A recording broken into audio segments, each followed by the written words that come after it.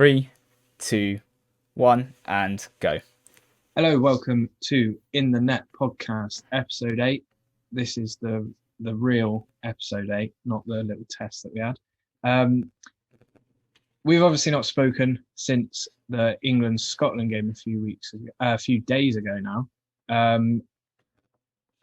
Lam and Nib aren't with us tonight, so it's just going to be me and Hugh discussing. What did you think of the game, Hugh? Awful. Um, I Wasn't don't. good. Yeah, from an English perspective, it was horrendous and quite frankly shocking. But you've got to give credit where it's due to Scotland because they came out with a game plan. They executed it perfectly well. And to be fair, they were the better team and they probably should have won the game. I mean, we had one good chance with John Stones hitting the woodwork from Yeah, the corner. But other than that, I think Scotland had the better chances, and Billy Gilmore probably had the game of his life, even though that was his first start for Scotland. I don't know what to say other than that. I was hoping for a better performance considering we got 3 points out of Croatia, and now really we've got a test against Czech Republic, I guess tomorrow, where it could go either way. But yeah, not encouraging signs. Hopefully it will be better, but I think Southgate got his game plan completely wrong and Scotland got it completely right. yeah.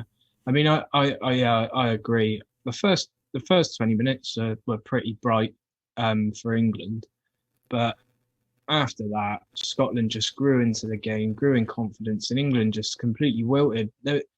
There's just no tempo, no intensity. I mean, we've said it before, the players we've got, and I know Scotland did sort of do a good job on us, but I wouldn't say they were defensive. And with the players we've got to be going on the front foot against teams like Scotland. No disrespect to Scotland. I'm not doing a little Scotland kind of thing. We've got to be beating these teams. Agreed. I mean, I think the one thing that I'm okay, let's go back and talk about the starting 11 to begin with. I think we made positive changes in the fact that Reece James and Luke Shaw both started. Yeah, Because I think in the last game, Trippier at left back, he was cutting in all the time where we needed a natural left footer at full back and on the left hand side. And Kyle Walker had a shocker against Croatia, especially in the first half. yeah, What I will say is that whilst those were positive tactical changes, they were restricted of going forward at any level at all. And in addition to that, I think the Calvin Phillips and Declan Rice midfield pair was way too conservative considering who we mhm, were up against. We should be attacking Scotland, especially with the attacking threat that we have. And I just don't understand how could it gone that possibly wrong. Also to mention, Kane and Sterling, I don't think had the best of games. no, It's I hate to say the word shambolic, and it may be me over exaggerating to the the full amount, but that was not a performance that any of the other teams who are looking to win the competition are going to think, oh, you know what, I'm actually scared of England. They'll probably yeah, be thinking, you know what, I don't mind getting England in the next round. If they continue playing like that, then we could easily beat them. And yeah. And then, yeah, going on about Rice and Phillips, obviously they were great in the first game against Croatia, where Croatia's strongest part of the pitch is the midfield. So they were needed in there in the deep areas, but they really struggled in the first half when they were receiving the ball higher up the pitch. I know Phillips got the assist in the game against Croatia, but that's not his bread and butter. He sits deeper. He's not the one usually on the edge of the box playing those killer balls. And there was a couple of times where him and Rice were in positions to maybe make that killer pass, and it's just not their game. I feel like at half time the change would have been in midfield, taking one of those two off and putting a more sort of creative player on, maybe a Grealish, and having him going forward from the middle. But yeah, I just think that it just didn't work. And I think the signs were there that it wasn't working early enough for us to still change the game and come away with a more positive result. But that second half, I thought was terrible from England. no, I just, you know what, talking about the substitutions, I just didn't understand the changes. Yeah, So, I got the Kane one because Well, yeah, because but Kane apart was from that coming one, deep too often. He doesn't need to come deep that often for England because we've got players to move the ball up the pitch, and sometimes I feel like he gets in the way. But yeah, the other ones, yeah, they were pretty uninspiring. yeah, Foden. I just didn't understand that. I think Grealish came on way too late. We needed I him to change the game. Simple as yeah that. And I just don't understand why Sancho isn't even playing. yeah It just I just don't understand it. I'll leave it as that. I mean, my question to you is: we've got Czech Republic coming up. This yeah. is basically the final group game, irrespective of what happened today, and we'll talk about today's matches later on. What would you change in that starting 11? Because quite frankly, something needs to be changed. Do you know what, Hugh? I'd change quite a lot because we're through to the next round now anyway. What we've seen against Scotland wasn't good enough. I'd be making 5 or 6 changes, telling the players that are coming in, right, this is your chance to go and stake a claim for the knockout stages, and letting the players that played against Scotland know that that level of performance isn't going to keep you in the England shirt. And hopefully gives them the kick up the backside that they need to sort of start putting in some performances. I don't think it's all Southgate. Don't get me wrong, he's made some mistakes so far in this tournament, but I'm not reaching the levels of hysteria that some people are in terms of somebody phoned up Talksport the other day and said he should be sacked mid-tournament, which is obviously just the most ridiculous thing I've heard. But yeah, we need to improve, and yeah, I'd be changing 5 or 6 things. I'd keep Kane. I'd look to try and get Foden and Grealish in the same team, and maybe have one of them in the midfield, so that we can still have a pacey winger. And you mentioned Sancho, then I'd be starting Sancho because Sterling, all right, he scored the goal against Croatia, but against Scotland, I I couldn't believe that he wasn't one of the players to come off around the sort of 65, 70-minute mark. So I'd be starting Sancho for Sterling. The midfield two, I'd probably look at maybe Rice and Bellingham rather than Rice and Phillips, or Phillips and Bellingham, and get some minutes in Maguire's legs maybe. But other than that, yeah, probably 4 or 5 changes I'd make. What about you? Okay, so just before I go through my team, some breaking news in case you haven't realised, or for those who are listening who haven't caught up with the news yet. So Billy Gilmore tested positive for COVID earlier Mm. today, and as a result of that, um, apparently there was some things that happened after the game that went it through into the tunnel where Billy Gilmore was in close contact with both Ben Chilwell and Mason Mount, all three of them being Chelsea players, Yeah. of course, and they probably know each other quite well. But given that they were in close contact with each other after the game, um, both Chilwell and Mount, given that Gilmore has tested positive for coronavirus, have been instructed to quarantine as a precaution, given that, with the whole pandemic and the COVID safety guidelines and Yeah. being relatively close proximity with other individuals, if they test positive, you also have to follow the guidelines and quarantine as well. I don't know what your thoughts are about that. For me, I don't quite understand it because 22 players are on the pitch. Billy Gilmore played majority of the game. Yeah. Why those two players have to quarantine, yet none of the Scottish team Yeah. or the rest of the England squad who actually played? It's a bit strange. I imagine in like the next sort of couple of days he'll be tested and he may well test negative. And it might just be a case of being a false positive. But obviously with with the way of the world at the moment, they've just got to be over cautious almost and just hope that if there is the case of coronavirus there that it's not spread. So yeah, I can't imagine the whole squad's gonna go down with it. So Yeah, hopefully Scotland don't miss him and they're still able to get the result against the Croatians because yeah. I mean, I'd like them to go through. yeah, I agree with you. And to be fair, the way I see it is, if they play the way that they did against England, Mm, why can't they beat Croatia? Because I to completely agree. to be fair, like Croatia have been completely poor in this tournament so far. Yeah. But anyways, moving on in terms of my 11. So I guess Pickford will remain in goal. The only change that I probably would make is if Maguire is fit, let's get some minutes under him. And even though Mings hasn't really set a foot wrong, I would pick Maguire over him just because of the experience and he needs to match fitness. Chilwell's obviously out if the guidelines stay this way. So I'd keep Shaw at left back. I wouldn't change right back as well, providing that we give them the opportunity to go forward. And you're right. I think we need to get rid of Rice or Phillips. So one of them have to go out, and we can move. Well, I guess now that we don't have Mount, we can move whoever would be playing in the 10. Like even Foden could play that box to box role, and then somehow get Sancho in the team because I don't think Kane's going to get dropped, but we need something different. Yeah, yeah, definitely.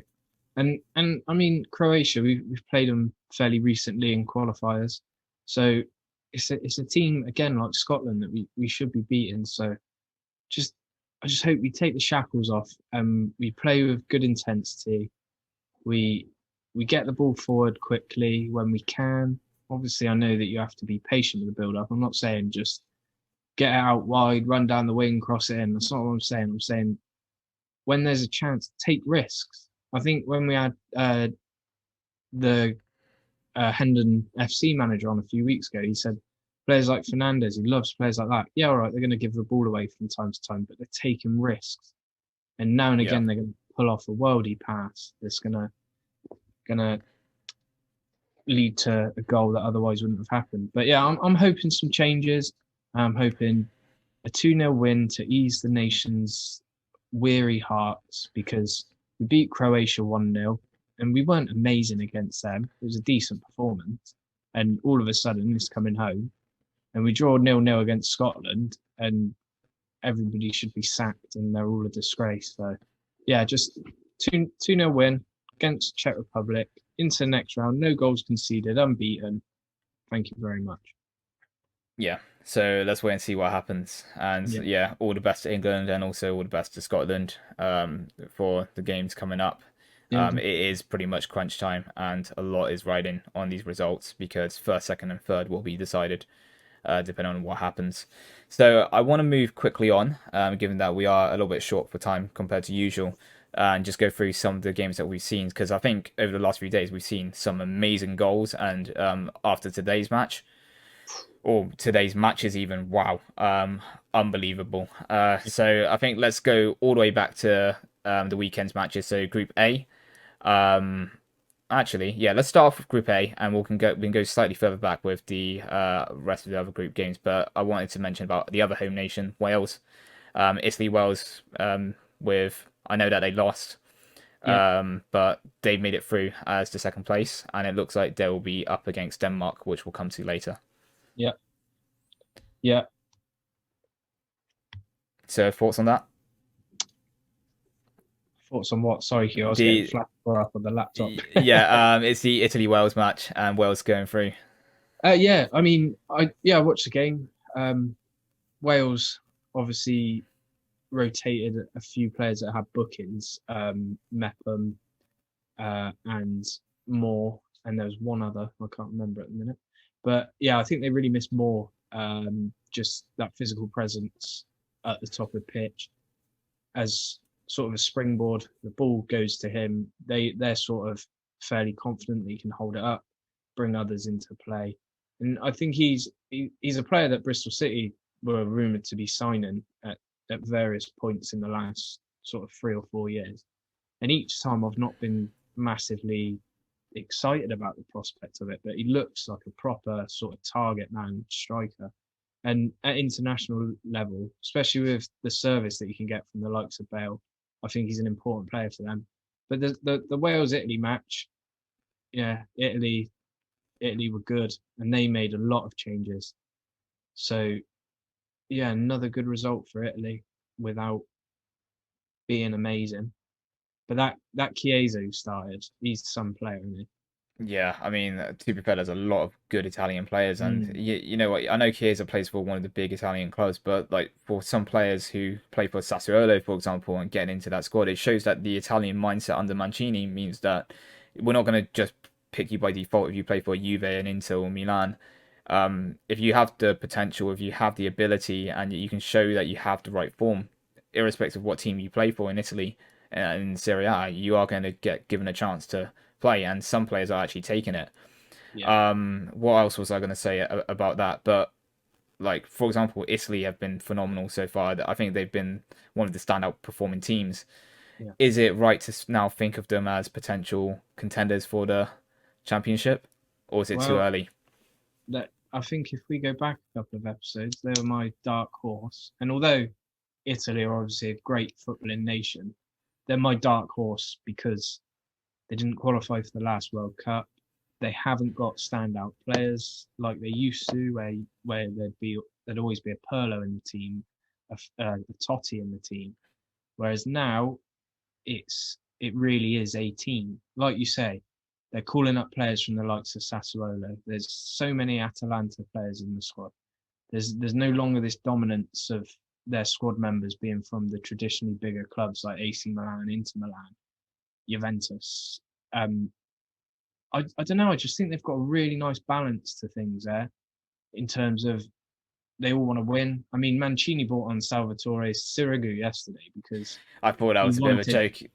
Well, what it is he went to the 1990 Euros, wasn't it? Yeah, Mancini as a player and never got on the pitch. And I read today that's his biggest regret of his career. And this is why he's brought on Sirigu with 5, 6 minutes to go. Talking to Sirigu, how good is Donnarumma? yeah.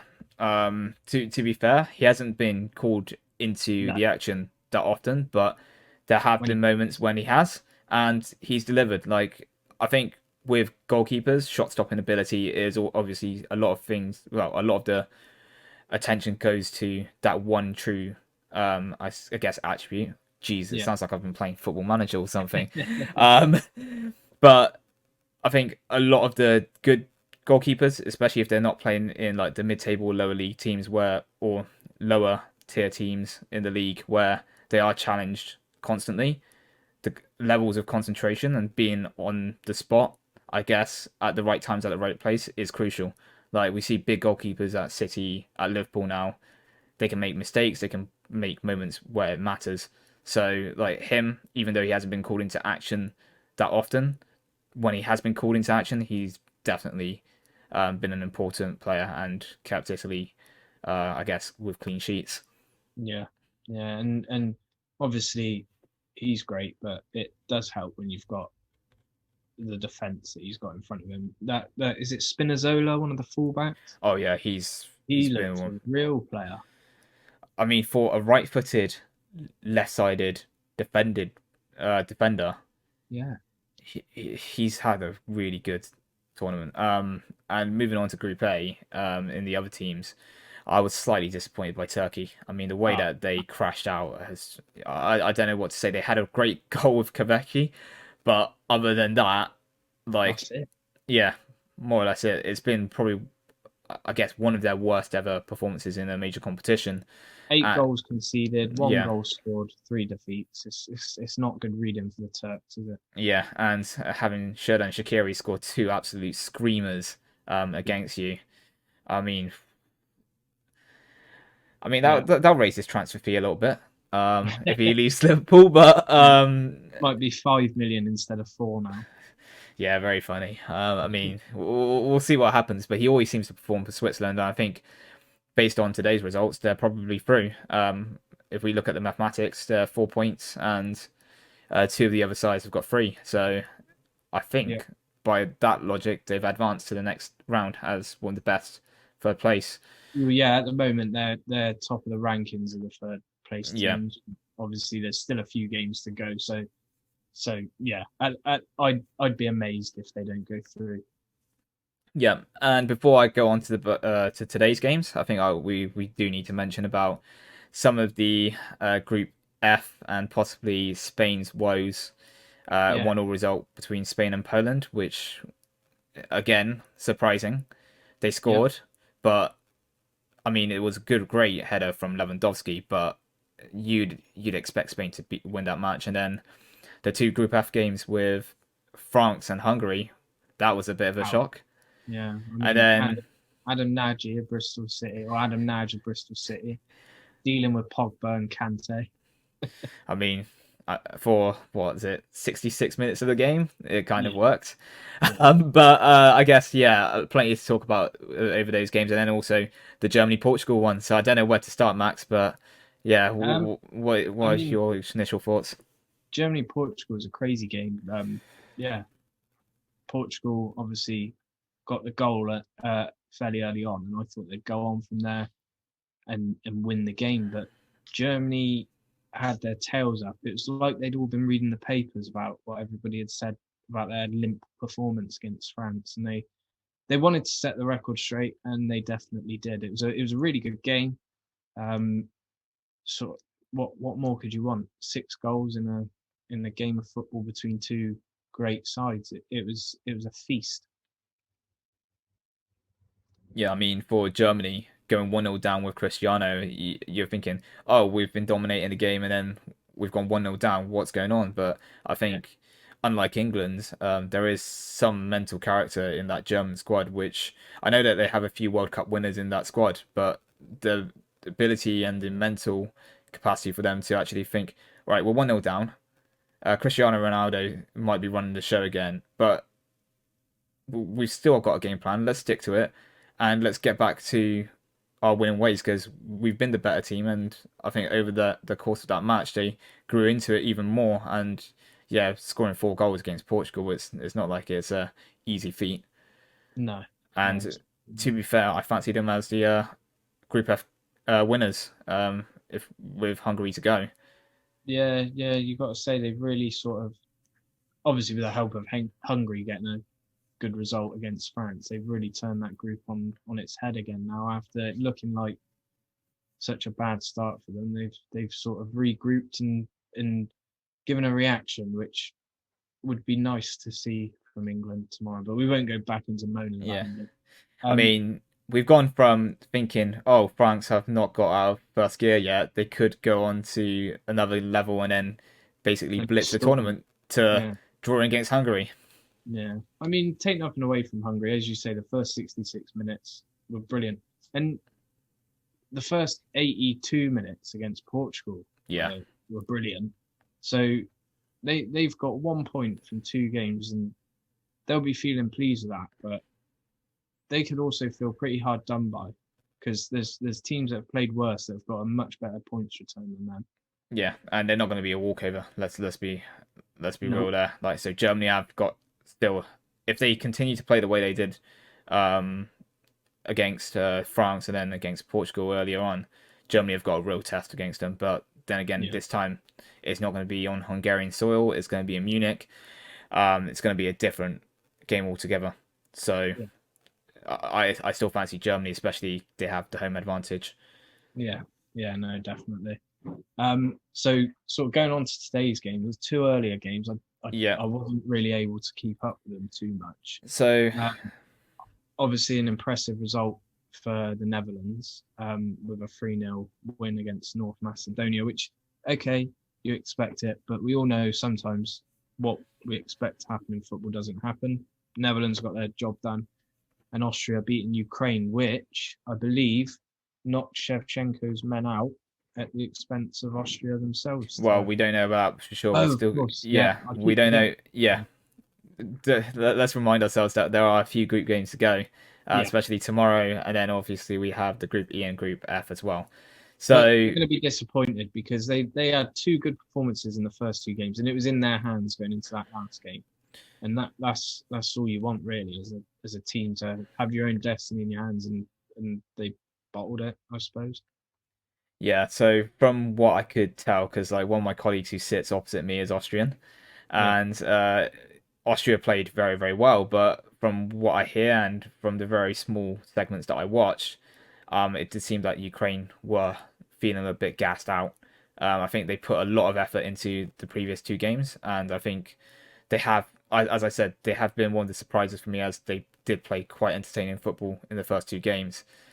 It's just a bit disappointing that they couldn't see it over the line or give Austria a little bit more of a challenge. Yeah. But yeah, credit to Austria. I mean, I don't know how they're going to feel having to come to London to play Italy, Yeah. because that's going to be a completely different game altogether. I know that they've played Holland earlier on, but you compare that Italian squad and how they've played compared to a very conservative Dutch approach compared to their total Yeah. football historical days. It's going to be a completely different challenge altogether. And as for Holland, I mean, we expected them to sell through the group, but I think they stuck to their Yeah. let's get 9 points, and they delivered. The thing about Holland is that midfield, the two lads in midfield, Frankie De Jong and Wijnaldum, Yeah, it's just they were both phenomenal today. yeah, I mean, Wijnaldum, what a steal for PSG on a free transfer. Sorry, yeah. as I'm a Liverpool fan, are you disappointed he's gone? I'm really disappointed that he's Because leaving, but I've always rated him, even when he was at Newcastle. I thought a Prem team will come in for him. I wasn't, to be honest, expecting it to be one of the sort of bigger clubs. I thought they'd go to a small club like Tottenham or Everton. calling Um, Tottenham and Everton small clubs. Wow. but um, but yeah, he's taken his game to next level. And I think in the last sort of 18 months, there were any Liverpool fan that was still on the fence or undecided about Genie. He'll be leaving now with the Liverpool fans all knowing what a good player he is. Well, I mean, he plays a slightly different role for Holland, but Yeah, he plays in like that number 10 role. But you can see like such a versatile player. He he's got can, it all because yeah, he's physically strong. He's fairly quick over a few yards, and he's a great technician. it's gonna be a big miss. Was that a phrase from the Brendan Rodgers textbook or something? Great character, yeah, Yeah, as great. well. But yeah, like as a Liverpool fan, I'm really disappointed and sad that he's leaving. But understandably, if it's down to what we believe is down to the contractual agreements, then yeah, Was it the I don't length think. of contract? Was it the finances? Apparently, it was the length of contract, but he said that he will explain more after the tournament. So let's wait and No. see. Let's wait and see what he says after the tournament. But yeah, either way, it's disappointing, and I think he'll be a massive, massive loss to Liverpool. So we don't know who Netherlands will be playing in the next round, do Yeah, we? we don't. Austria, you mentioned earlier, they are Italy. playing Italy. You'd fancy the Italians to get Well, that lot. yeah.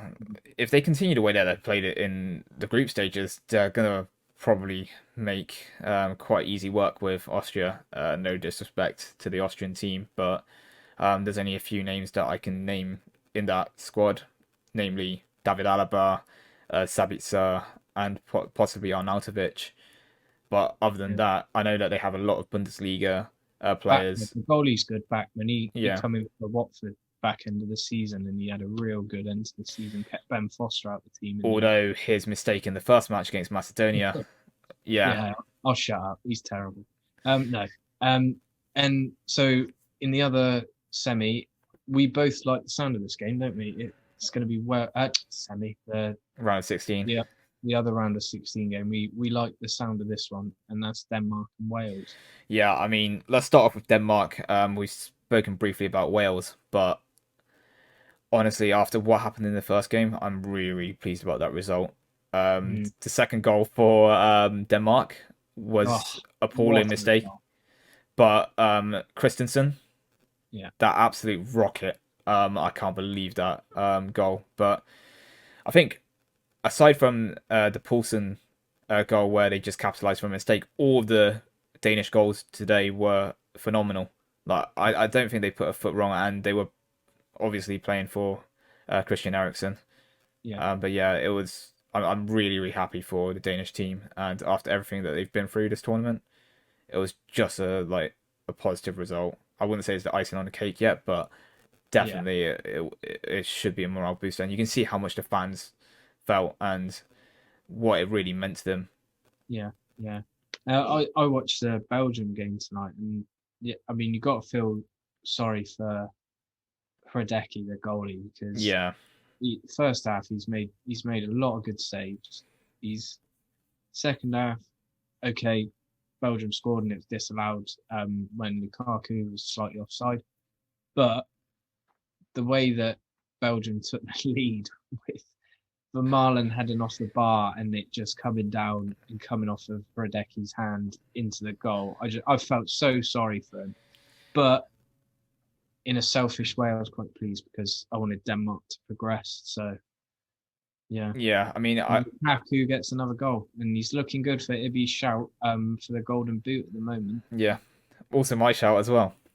Yeah, but I'm Yeah. sure you copied Ibby, didn't Oh you? yeah, really? Okay. I'll have to play back to the previous episodes to Yeah, double check that. But I guess going on from Belgium, one of the WhatsApp messages that you sent earlier was like, I forgot Von Allen was still a player. yeah. Yeah. What club's he even at? Isn't he at like Vissel Kobe or one of the Japanese clubs? Oh Yeah, yes, that rings a bell actually. Yeah, is he with Iniesta. Iniesta at Vissel Kobe? God, they must have some money to throw around. I mean, talk about money and those leagues. Yeah, that's not good. That's probably for another day. For another Another day. episode. Yeah. Um, but yeah, I feel really sorry for Finland because I think they've had such a sturdy game plan, and then like I know beating Denmark was against the odds, but they have been a difficult team to play against, similar to the Hungarians, and they could have got something out of all of this, and then yeah, to go out with basically a goalkeeper mistake. I don't even think it was a mistake. Looking at the replays, it just bounced off him, and I don't think he could do anything. It was a bit of a helpless situation.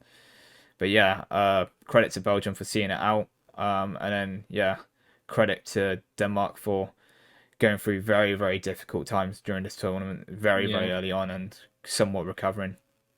yeah, no, yeah. I mean, I think it was said in the commentary that if Denmark aren't your second team in this tournament, then there's something wrong with you because everybody should be willing them to win. All right, if they're playing against England, they want England to win. But other than that, come on, Denmark. Yeah, definitely. So in terms of the next few games, quick fire, like who do you expect or where do you expect England to finish in the group Um, stages, and I go on. then I guess for the other group E's, who do you see going through in terms of Yeah. Sweden, Slovakia, Spain? Well, I think England will beat Czech Republic, and I think we'll top the group. Um, I don't know about Scotland. Like you said, if they play like they did against Yeah, England, then they'll win. But did they put so much into that game against England that they're going to be a bit flat against Croatia? I really hope not. But sometimes you see these sort of strange results. So I think that one could end in a draw, and that would be Croatia finishing. Yeah, that would be Scotland bottom, wouldn't it? And Croatia third. Is that right? sorry, say that again. Scotland. If Scotland and Croatia draw, hang on, I'm just Yeah, getting the table up now. Scotland and Croatia were to draw, that would put Croatia on 2 points. Yeah, so that would yeah. that would mean Croatia and Scotland wouldn't go through. I think they're going to draw that game. Oh, So, so that basically puts Ukraine or Finland back into the equation. yeah, most likely Finland, I would have thought, wouldn't it? And Yeah, sorry, most likely Ukraine. yeah. It's probably going to be Um, Ukraine. but in terms of this, the Spain Slovakia game, you'd expect Spain to win. What about Poland, Sweden? Because Sweden have already advanced. Yeah, that's a toughie. That Poland on 1 point at the moment. So yes, I don't know. I think Sweden Poland draw. I think draw, and then that would mean Spain would top the group on goal difference alone. Interesting. Yeah, and then we got obviously we briefly touched on it earlier. Germany, Hungary, and Portugal, France. Obviously, Portugal, France is the one that the neutrals are going to watch. Which way did you see that one going to you? If I'm honest, I don't know. But given how poor Portugal were against Germany until they scored the second goal, I don't know, because the one thing that worries me a little bit is that if I make a prediction, Cristiano Ronaldo could just come out and then basically just blow the world away, and I can see that happening. Um, in one universe, in the other one, I can see France just basically romping it and actually being so angry with their previous result that they actually have to come out all guns blazing. But I think both teams will be fired off. Oh, Yeah, sorry, fired up, not fired off. What I was meant to say is that I can see a red card in that event because yeah. I So I guess think that's going to be tasty. yeah, it, Hefe. it's high pressure, high Yeah, stakes, isn't it? yeah, I feel like France are going to edge it, maybe like a 1-2-1 result. yeah, It's yeah, not going to be anything more. I think Germany are going to. They've got a home advantage. It's not going to be like the Puskás Arena where Hungary have the home fans. yeah, So I think it's going to be a completely different game. And I feel, in terms of the quality, Hungary probably put a lot into the first two games. They yeah, might be looking a little bit leggy in their final game. As for Group E, I felt kind of bad leaving Poland out when I was going through the group earlier. If Lewandowski gets some sort of service, you can see what he can do in the last game. yeah, So definitely. I wouldn't be surprised if he does pull out something out of the bag. But even though Spain have been poor, I can't look beyond them in terms of not. They've got to start scoring Yeah, soon. They've got I to start mean, putting these chances away. keep Gerard Moreno on. Yeah, Get rid of Morata, who his finishing ability is worse than it is on FM. Um, yeah, but yeah, if they keep Gerard Moreno and actually sort out their attacking and actually play the ball forward instead of just holding possession and just get some goals, they should be surely into the next round. But Slovakia might feel like, you know what, Spain haven't performed well. I fancy our chances here, or we fancy our chances here, and take the game to them. yeah, I really can't. I don't know about that group at all. If I'm honest, it yeah. could it It's could go pretty either tight. way. Yeah, yeah, definitely. But I think that's sort of everything covered for now. Yeah. We're Um. going to be back on Thursday with Yeah. We're gonna try and get a guest in on Thursday, and then hopefully Ibby and Lam will be back. Just one final note. I know we don't have a lot of time for transfer news, but I guess Sergio Ramos. yeah. Um. Where is he He's going? gone. Uh, we've said, haven't we, PSG? I think they're the only ones that can afford to pay a 30. How old is he? 36? I think he's younger than that. Isn't he not 34? However old he is. They're the only ones that are going to pay his wage, I think, at his age. But Uh. Has anyone called Pep recently? Because he might consider Man City. oh Christ, can you imagine that? The old foes. Not really. Um, oh, he's 35. I've just checked it. Um, So neither of us are right. what about Liverpool? Can you fancy him joining the Liverpool squad and seeing Yeah, Mo Salah again? you got. Oh god, yeah, that'd be nice and awkward, wouldn't it? You got Kanate coming in, Yeah, Van Dijk coming back. I think you're good for centre backs, pretty much. yeah. And I think on that note, we probably should close out. But yeah, as I said, we are going to try and get a guest speaker in on Thursday, and hopefully Ibby and Lam will be both back Hope so. for the Thursday show. Yep. Obviously, by then, we'll have a better picture of who will play who, which will be fairly interesting to see what will happen. This is our first episode on Twitch, and I guess we will probably be trying this again sometime soon. But with our guest episodes, we will be reverting to YouTube Live. However, be sure to check out our socials if you haven't already. So that's at Internet Podcast for Instagram and Twitter. We also have a SoundCloud and Facebook. So that's soundcloud.com/internet podcast and facebook.com/internet podcast. And then, as I mentioned, we also have a YouTube channel that we primarily use for our recordings.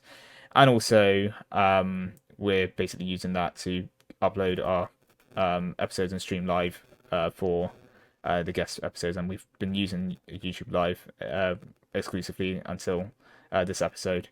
Other than that, we also do have a Spotify, so be sure to check Internet Podcast out on Spotify as well, where we will be uploading all of these episodes onto the platform for you to play back. Other than that, that's all from me. It's a goodbye from me. Yeah. Bye, everyone. Thank you. Yep, thanks, and we'll see you again very soon.